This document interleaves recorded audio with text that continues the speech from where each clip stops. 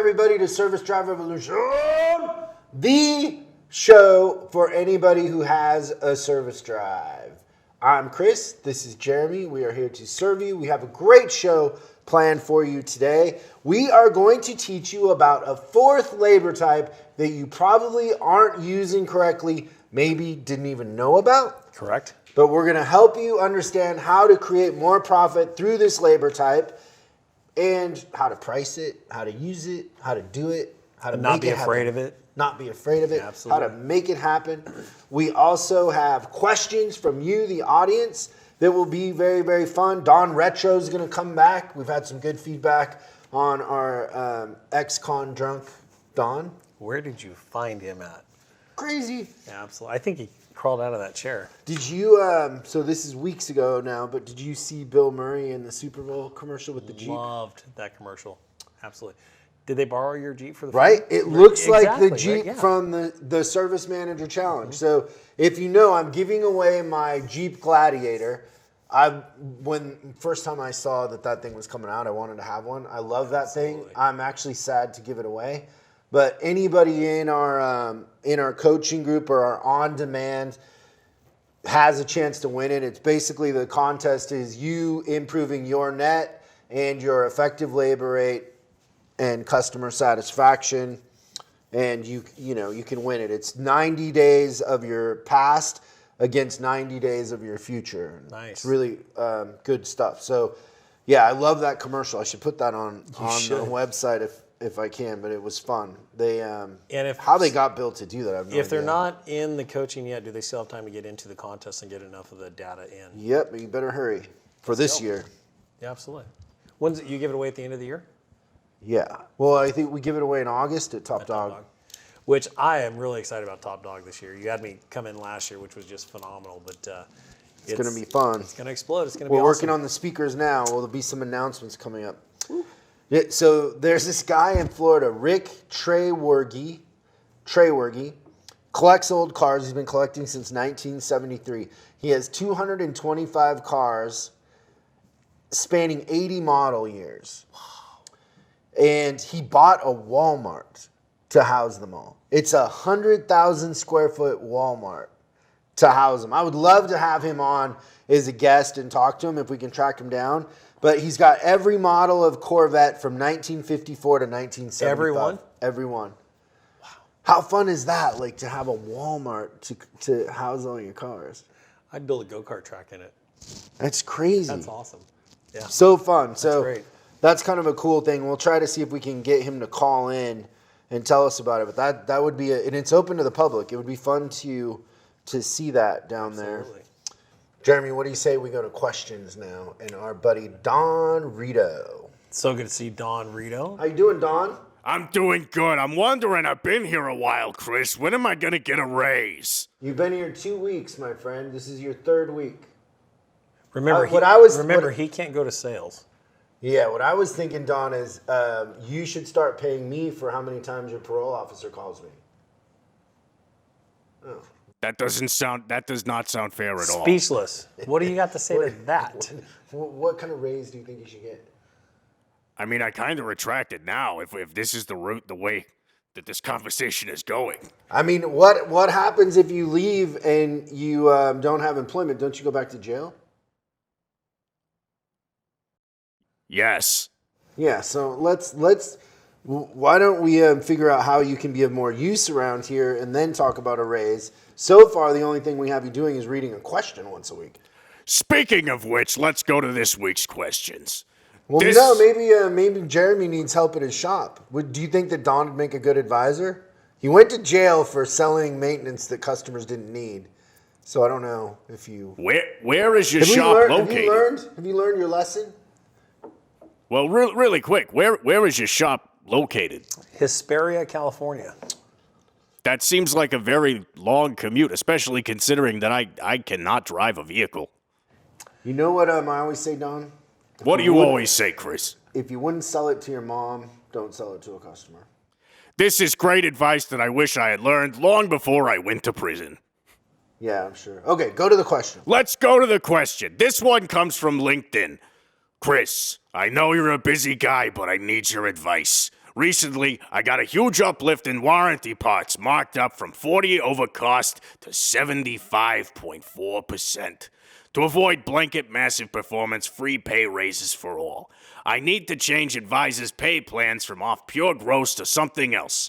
Haven't changed in 5 years, low turnover, happy employees, customer retention, etc. Hate to do it, but perhaps customer pay ELR times 0.10 times labor hours plus 10% customer pay part sales plus a 10% CSI bonus. Any ideas that won't have to be redone later? Yeah, make the pay plan as confusing as possible. That's Sounds like always they've my already done strategy. So, do you know in some states the states have passed laws that the manufacturers have to pay certain percentages. So it kind of has been a thing in Florida, but now other states have passed it. So you're getting an influx in gross profit on parts. Oh, okay. You got to wonder, though, how long the manufacturers can sustain that without raising. It's going to go into the cost of the car because it affects their warranty per car, right? Which is something they build into the cost of the car. So Volkswagen went through this in the early 2000s with the mass airflows. So when they were doing a lot of warranties with the mass airflow, the part was about a $600 part. So then all of a sudden they were doing so many, they changed the list price on the part to $32, right? Yeah, So- BMW used to do that too. Yeah. You would know a recall was coming when they lowered the price. Exactly, right? So they'll do the same Yeah, thing. so that's all part of it. So here's the thing in our, obviously you're not in our Service Manager University because in there we give you a pay plan and we teach you how to make a pay plan. I think that your idea is a little bit off in that I pay advisors on parts and labor sales. I do not pay them on gross. Gross is confusing. I know that a bunch of you went to a 20 group and came back and said, let's pay advisors on gross. But advisors don't control gross. They don't hire techs. You confuse them. There's all kinds of issues that it causes. So I don't know, 50% of their pay would be on parts and labor sales. 30% of their pay would be on CSI, and then I would have an ELR bonus and a customer pay bonus is kind of how I would do it.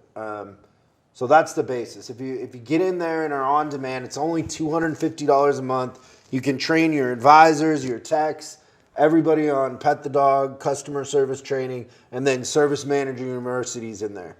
So you can learn pay plans, how to hire techs, there's so much stuff in there, I wouldn't even know where to start to tell you. Yeah, and I just throw this out there. Change is uncomfortable for anything. So if you're doing anything and you have to rework the pay plan, do your best to think about it as an enhancement. How's it going to help them long term? Because obviously you don't want to upset your entire career. Yeah, the spirit is good in the question that I don't want to change it again. Yes, I absolutely. want to get this right. So, yeah, I think that paying them on sales is better, and I agree, get it right. So do the numbers backwards and forwards and make sure that, you project it out, that sort of thing. But that's what I would do.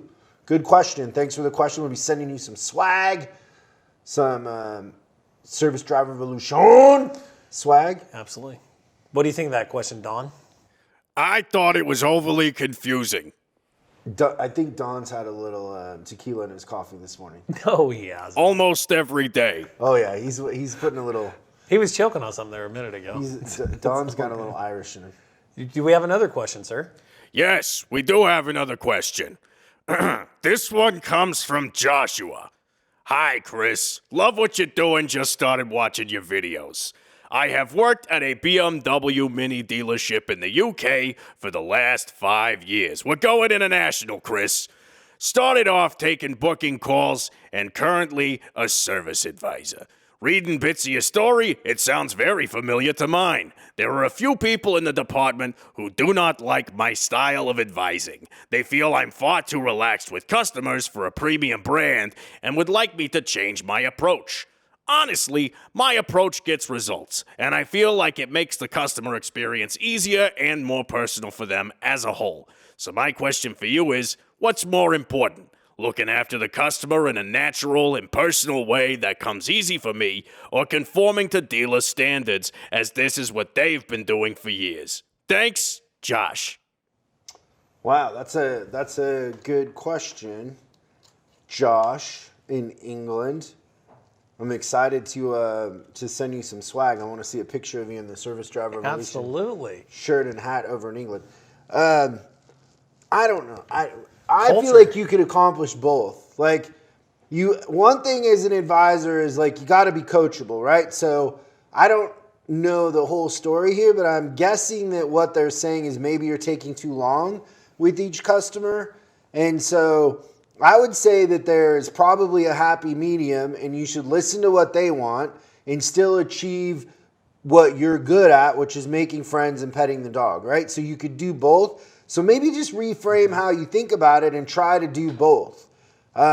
Someday when you're a manager, this will be a subject that you'll have to address as a manager. And so try to see it not just from the perspective of an advisor, but try to understand what is it that they're trying to accomplish and how can I accomplish it, not losing my gift or what I'm good at, which is connecting with customers, and still represent them since they're giving you a paycheck and providing you that opportunity. Do both, right? I agree. And you don't want to be robotic, right? So I understand that. You want your natural personality and style to come out. So absolutely. But I think you've got to conform to the culture of the business as to what they're trying to deliver to the clients there, and then bring your own personal style into it as well. But Yeah, I so like a the hybrid. fact that you talk about being coachable. And yeah. So you're a hybrid service advisor now. Great term. Yeah, but think as a manager too, like think as a leader now. Like, what would you try to understand the intention of why they're saying that in the spirit of it. And you don't always have to take it so literal. You can achieve both. Yeah, and I always ask specific behavioral questions. What specifically did you notice that I did that you didn't like? Did I use a slang word? Did I, touch somebody, inappropriately? Like, I don't know, just stuff like that. I don't know why You that get came. accused of touching people inappropriately? No, a but lot? you know what I'm talking about, right? Like some people are huggers. No, like, I don't. Tell me. So how do you touch them that's inappropriate? Like if you give people hugs and they don't want hugs, Oh, right? yeah. Like, so stuff like that. Yeah, you can't do that anymore. Holy moly, getting yourself in deep water there. I don't touch anybody anymore. No matter, I'm not. Especially with the Dawn, no matter coronavirus what you say, going I'm not around out there. I'm not touching you, bro. But you understand what I'm talking about with the behavior, correct? Yeah. Specifically, was it a word you used? Was it, the way that you talk to somebody? Your behavior is what they're getting at, and you can change behavior and make it better. So, great question. And I think most of the time that the cause of what you're probably getting is that you're taking too long, Yes. right? You Absolutely. need to speed up so you can do both. Well, if I was a manager, absolutely. If you're taking 15 to 20 minutes to get the initial write-up done, we've got to move that along. Absolutely. Yeah, and if I have 10 advisors in a drive and one guy takes 30 minutes to write up a customer, I can survive. But if I got 2 advisors and one takes 30 minutes, you're going to choke out the shop. So you have to take into consideration how many advisors, that sort of thing too. But good question. Thanks. Absolutely. Thanks, Don. So we'll come up with a plan for you to get a raise, but there's got to be less laying around and drinking and more work. I think that you would be better at asking these questions if you went and worked in Jeremy's drive a little bit. Yes, absolutely. But do keep in mind that 3 of my limbs are not functioning, so that does make mobility a little bit difficult. You can't discriminate against that, Jeremy. You have to provide. Why would I heard a rumor that he's training for a marathon. Don Rito, is that correct? Are you going to run the LA Marathon next year? No, that is a cruel lie. Oh, who started that rumor? Thanks, Don. We'll see you again next week. See you next week, although I may have to leave the state abruptly. You know how it is. I don't. So, should we do terms you should know now? What do you think? Are you feeling good about this new bit, the terms you should know? Absolutely, I like it. I think that they're good to cut up and put on YouTube. So if somebody's like searching like, hey, what is effective labor rate or whatever, Absolutely. This will be out there because a lot of terms are misunderstood, just like the term we're going to talk about today. Terms you should know. Hours per RO. Woo. Hours per repair order. This one is one that service advisors get beat up on all the time. And confused. Okay, where's the confusion come in at? So if you ask an advisor, most of the time you say, what is the formula for hours per RO? They'll say hours. But it has nothing to do with hours, really. Okay. But So the it's formula, it's a piece of the calculation. barely. Well, you have to have billed hours to calculate it. Yeah, but it's figured on the effective labor rate, but not the hours. Okay. So it's your labor sales divided by your RO count divided by your effective labor rate. So let me say that again. Your labor sales Oh, I see where you're going. divided by your effective labor rate divided by the RO count, or the RO count by the effective. It doesn't matter what order you do it in, but that gives you your hours per RO. So the spirit behind it is more what are you averaging per ticket than it is how many hours. Right. Because and also the thing too is like a lot of times you can go into a shop and their effective labor rate's really, really low. So quick calculation, if I had $20,000 in labor sales divided by 200 ROs, divided by $100 an hour effective labor rate, I'm averaging 1 hour per RO. Yep, that's it. So that's the formula for hours per RO. It does not really have anything to do with shop hours, although effective labor represents. I like it how you calculate anyway. that. A lot of shops will take their billed hours out of their management program and then divide that by the ROs, and then that's how they're calculating their hours per hour. But then they're not looking at the profitability of it, which is designed in the effective labor rate. Yeah, and you know a fun thing to do here too is if you really want hours per RO to be a measurable, it's a measurable in some of our advisor competitions, but I never put it in pay plans. Okay. Because I don't want advisors walking by an oil change or a tire rotation. Come on, they never do that. They would do that. And Larry so did I don't that to put me I all don't the put time. it I don't put it in pay plans. But you could figure it instead of effective, you could figure it on your posted too. So like if your posted labor it's 120 but your ELR is 89, just for fun, figure it on your posted and see what happens. It makes it We used to lose 20% down. of our pay if we weren't within 5% of the posted rate. at Commonwealth Volkswagen. Mm-hmm. Those dirty dogs. Oh, no, it was a It's a motivating. Penske store now. It is, absolutely. Did you know that? I did. Speaking of effective labor rate, I had a coaching call this week, and we were looking at the effective labor rate. Wait, Now, who is this coaching call with? one of our clients up in Nova Scotia. They don't have a name? Nova Scotia, Canada? Yeah, way Did they up say sorry a lot? No, they're great people. But the labor rates are interesting, right? So like out here on the West Coast, we're 135 to 150, $200 an hour, no problem. They're still at 83 an hour.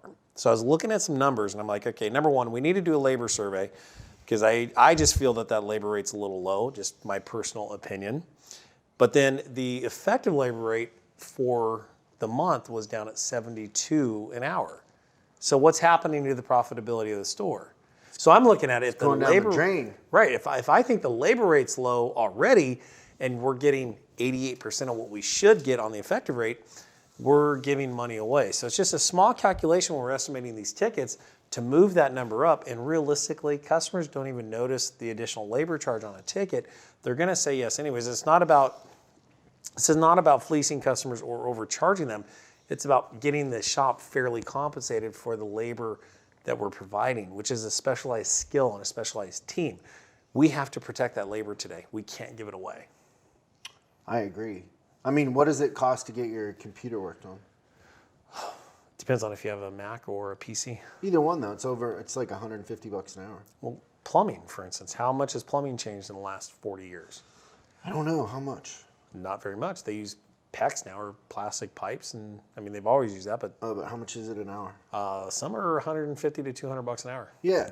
So you know, it's all in your head. Correct. Mindset. Who's the prime minister in Canada? I have no idea. Jordan Peterson. Okay. Yeah, have you watched the news up there? I mean, when you go to Canada, it's very fascinating to turn the news on because they totally make fun of Americans. What's fascinating to me is how much our politics are in the news up there. That's one of the only things they have to talk about besides the snow outside. We're entertaining to them We up are. there. Our We are. Trump. Of course, they do play a real sport up there, which is hockey, so we could talk about that That's a later real on. sport? It is. What are you trying to say? Soccer isn't real or what? What sport are you picking on by saying? I'm not picking on any sport. Because who said hockey wasn't a real Well, sport? hold on. I got to be careful because this conversation is probably going to go down the path where you start to point at my dark spot on my soul, or my soul Well, is. that really hurt your feelings, didn't it? I thought about that all winter. Yes. What do you think I meant about a dark spot on your soul? I don't know. Maybe you were talking. I don't about- remember the context. What were we talking about? Oh, I don't know. Religion and politics, something like that. Oh, here we go with the Here we- fish. Absolutely. Business card. Okay, well, What's the name of that independent chain of Christians? Brothers Automotive. How many CDA. how many locations do they have? I think they have over 200 now. We should start one just called Do the Right Thing. My friend Chris has Golden Rule Auto Care, 2 locations in Dallas, Texas. Chris, doing a great job out there. Keep it up. Is that a Christian-based thing? No, it's just the right thing. Is he a based thing. Satanist? We rock out together a lot. So We should have him on the he's show. in- He's a like, great into musician. Ozzy or what? He used to be in a rock band Bite the called. head off of a bat? His band was called Monkeyshine. Monkeyshine. Yeah, they're pretty good. Chris is a good singer. I don't know that I support that name, Monkeyshine. What does Monkeyshine mean? I don't know. We'll have to bring Chris on the show and ask him. What do you think it means? I could call him right now and find When out. I say Monkeyshine, what's the first thing that comes to mind? I think everybody in the band. So what comes to mind when I say Monkey Moonshine. Monkey Monkey Moonshine? Oh, okay. Well, that's okay. That's I was not- thinking of all the band members having bald heads and their heads shined.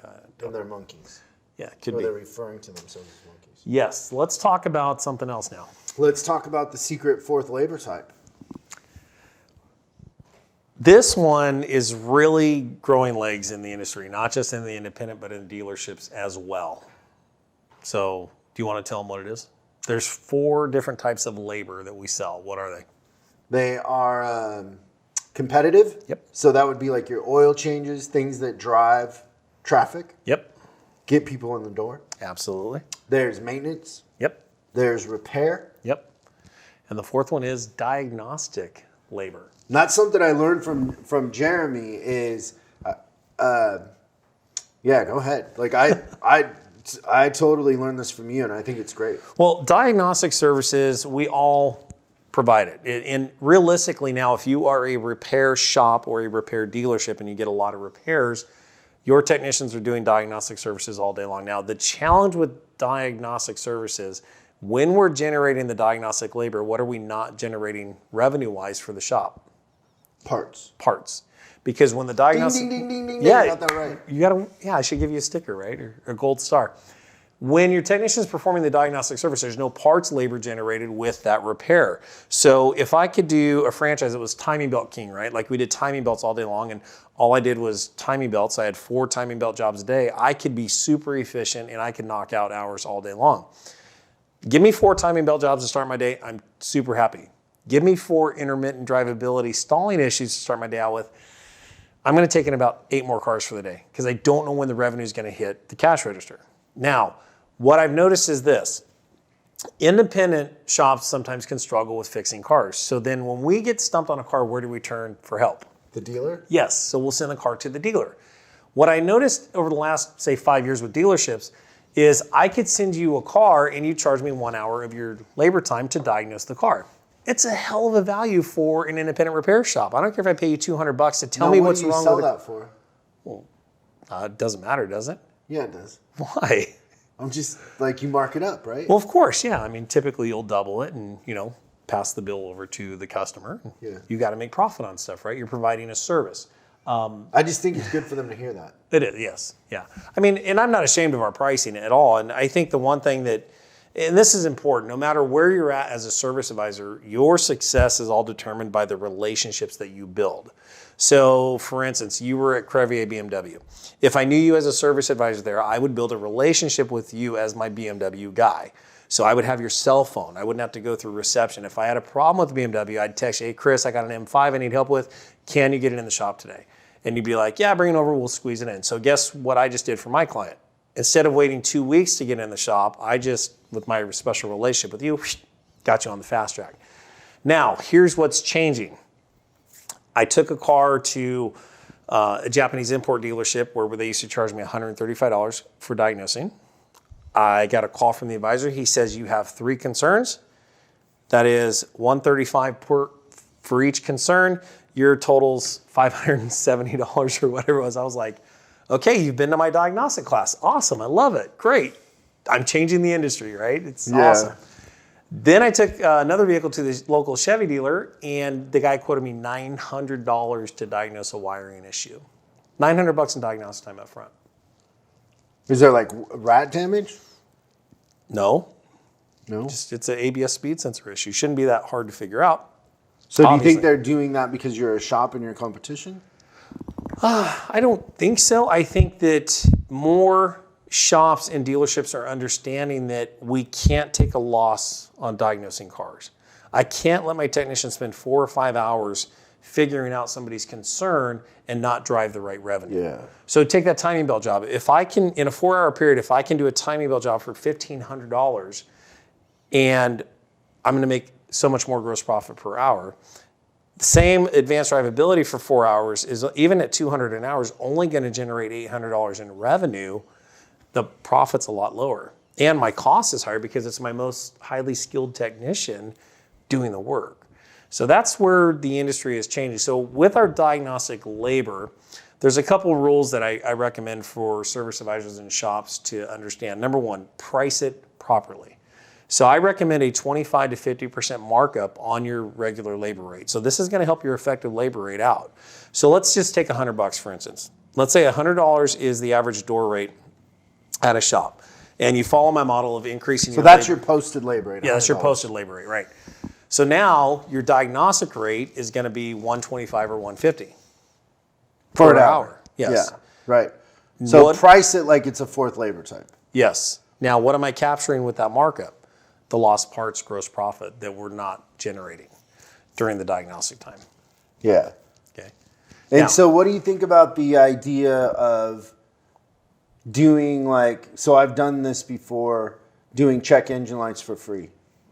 Well, I believe in a lot of things. First one I believe in with helping customers is there is a time where you need a lead capture tool. So that goes into competitive Yes, but to drive traffic.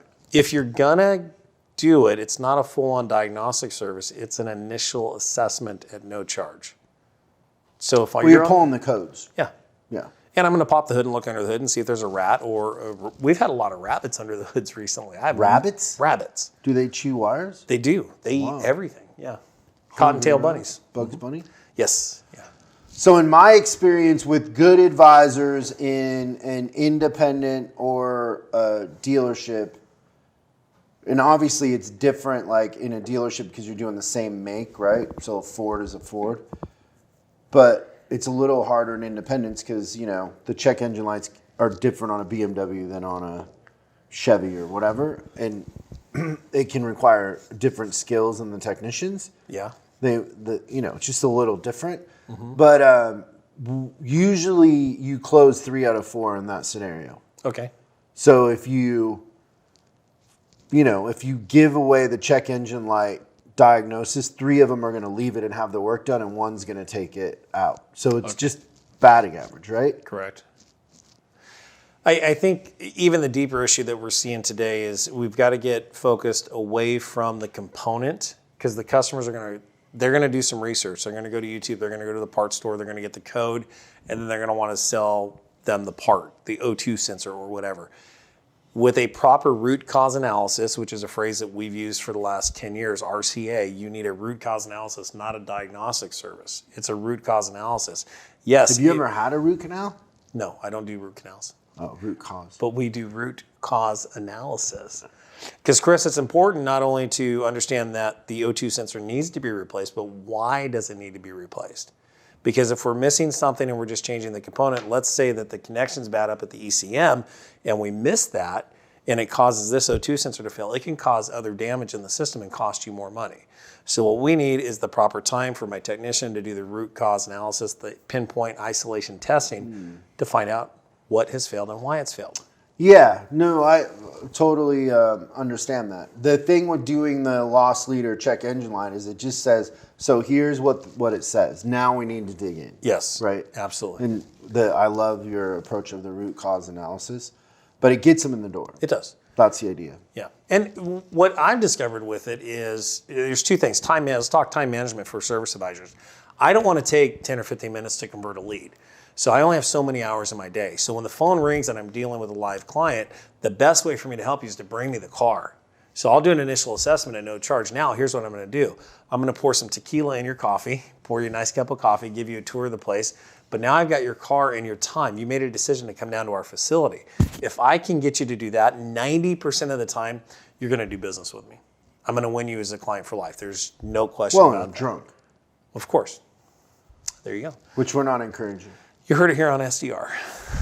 Get them drunk. No, don't get them drunk. No, But- I and obviously I'm- totally, yeah, I Yeah. agree, and that's a good point. I love like your whole approach to diagnosis, and it works. I've been teaching it now, and it works. Like having that as a fourth one and having it up a little bit higher. So Absolutely. going 150 or 180 on it, and it does it. I mean, I haven't heard of one customer declining. It works. It does work, absolutely. They're at the time of need, and the thing is too, like diagnosis is going down because the cars are made better. There isn't as much diagnosis as there used to be. There aren't as many electrical problems as there used to be. Right. Yeah, I agree with you. And, you know, it's interesting to see taking care of the car. I like to follow the demographics of the car that we are attracting. So where is the sweet spot for your shop? So obviously, right now for a lot of independents, we're seeing cars that are 2005 model year to 2012, 2015, and that window's moving. So now we're in 2020. So we're going to get some maintenance on some of the newer model years, but things that are 2010 and older, you know, the intrinsic value of the vehicle typically is not there, especially for people in the rust belt that have to deal with rust. So you've got to understand what you're dealing with, how to be profitable on it, be fair for the customer, but also be fair for the business. Yeah. And I got to be fair for my technician as well. It's good. Absolutely. It's great stuff. Hope that gave you some food for thought, something to try out. You know, just try it for a week and see what happens. But so far, I've been doing this for, I don't know, over a year since I heard it from Jeremy, and it's worked. I've had no negative feedback. It's genius, and it's just going to make your effective labor rate go up. It does, absolutely. We hope that everybody has a great week. Watch out for the drive-by this Friday, and have some fun. Absolutely. Not too much fun. Can always have fun. Do not pour tequila in your customer's coffee. I didn't say that. Yeah. Thanks, everybody. Have a great week. Thank you so much for watching this clip of Service Drive Revolution. Now you can catch the full episode on YouTube, iTunes, or Spotify, or wherever you consume your podcast. If you have any questions, go ahead and post them in the comments below. Make sure you subscribe and hit the bell icon so you're notified when we post new episodes. I'm Chris Collins, and you can find me on Facebook and Instagram at Chris Bulldog Collins. And I'll see you again on the next episode.